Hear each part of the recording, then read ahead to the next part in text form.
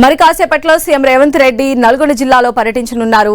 కనగల్ మండలంలో Ham road పళ్లకు CM శంకుస్థాపన చేయనున్నారు. కనగల్ వద్ద ప్రత్యేకంగా ఏర్పాటు చేసిన Ham project పైలాన్ను CM Revanth ఆవిష్కరించనున్నారు.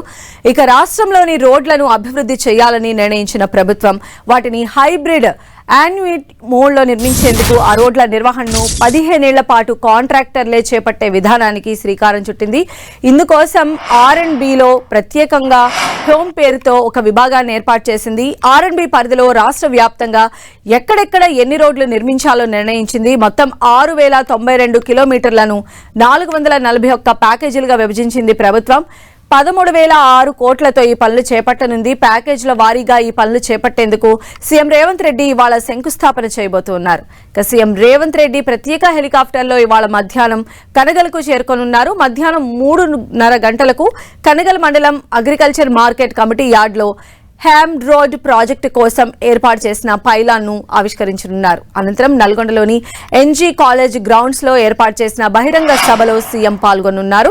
Nalgonda municipal corporation లో 24 గంటల కృష్ణా జలాల సరఫరాకు సంబంధించి 83 కోట్లతో చేపట్టే పనులకు అక్కడే శంకుస్థాపన చేయనున్నారు.